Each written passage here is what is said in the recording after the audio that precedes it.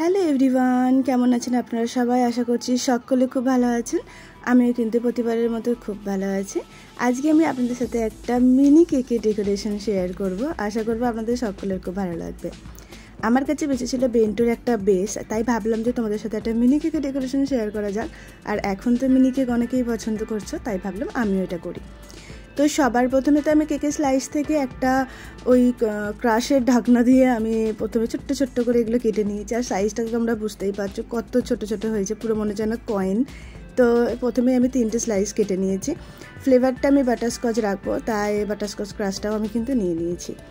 যেহেতু কেকটা খুবই ছোট, তাই একটু বেশি করে ক্রিম নিচে দিতে হবে, তা না হলে খুব নড়ে যাবে। আর সত্যি কথা বলতে এই কেকগুলোর ফিনিশিং করাটা একটু টাফ তো হয়ই। সবার প্রথমে সুগার সিরাপ, তারপরে দিয়ে দিচ্ছি আমি ক্রিম। আর এই ক্রিমের উপরে দেবো কিন্তু আমি বাটারস্কচের যেই ক্রাশটা হয় সেই ক্রাশটা খুবই অল্প পরিমাণে লাগে, তাই আমি জাস্ট 1 ড্রপ করে দিচ্ছি, কারণ কেকটা খুবই ছোট। আশা করছি তোমরা বুঝতে পারছো কতটুকুনি কেকটা হয়েছে। তো যেভাবে প্রথম লেয়ারটা করলাম সেইভাবেই কিন্তু আমি সেকেন্ড লেয়ারটাও এইভাবেই করে নিচ্ছি। তারপরে এর উপরে আবারও আমি কিন্তু একটুখানি ক্রাশ দেবো, তারপরে কিন্তু এই ক্রাশটাকে ভালো করে স্প্রেড করে দেবো। এই কেকগুলো কিন্তু করা খুবই টাফ, বেশি করে টাফ হচ্ছে এই কারণে এর ফিনিশিং আনা যায় না। আর কেকটা প্রচণ্ড পরিমাণে নড়ে সরে যায়, তো তার জন্য একটুখানি এটা টাফ হয়ে যায়। এর থেকে কিন্তু বড় কেক করা খুবই ইজি। বাট এইসব কেকগুলো করতে না বেশ ভালো লাগে, কারণ করার পর এত কিউট লাগে দেখতে।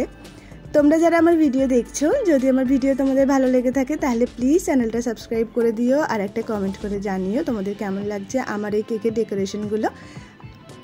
আর যদি ভালো লেগে থাকে তাহলে কিন্তু কমেন্টের মাধ্যমে কিন্তু জানাতেই হবে, ওকে?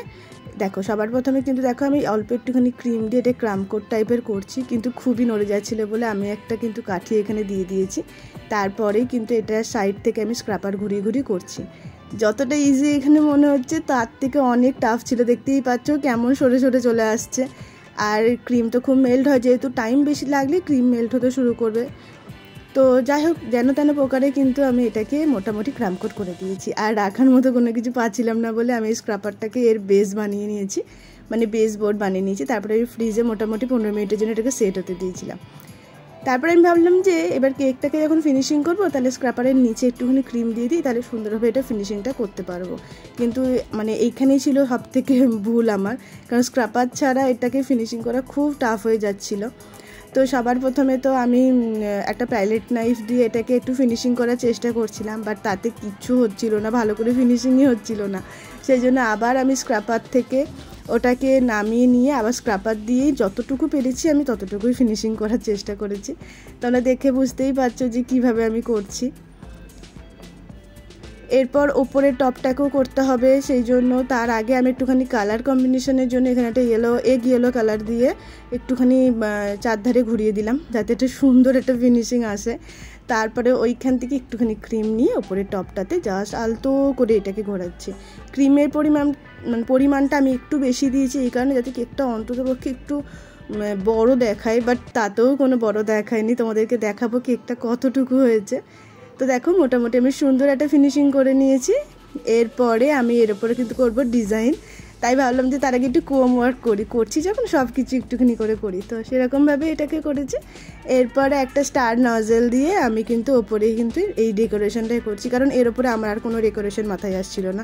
রোজ করলে একটা রোজেই পুরো ঢেকে যাবে, তাই আমি স্টার নজেল দিয়ে জাস্ট এইটুকুই করেছি। আর এর উপরে আমি একটুখানি ইয়েলো স্প্রে কালার ইউজ করেছি, মানে আমার কাছে যা ছিল আমি সব কিছু দিয়েই ট্রাই করেছি কেকটার ফিনিশিং করার। এরপর দেখো এটাকে আমি স্ক্রাপারের মধ্যে বসেই তোমাদেরকে দেখাচ্ছি। আর এই সাইজটা দেখবে, আমার কাছে যে কালারের বোতলগুলো থাকে না ছোট্ট যেগুলো, তার থেকেও ছোট হয়েছে কেকটা। তোমাদের কেমন লাগলো অবশ্যই জানিয়ে, ভালো লাগলে লাইক কমেন্ট শেয়ার আর চ্যানেলটাকে সাবস্ক্রাইব করার অনুরোধ রইল।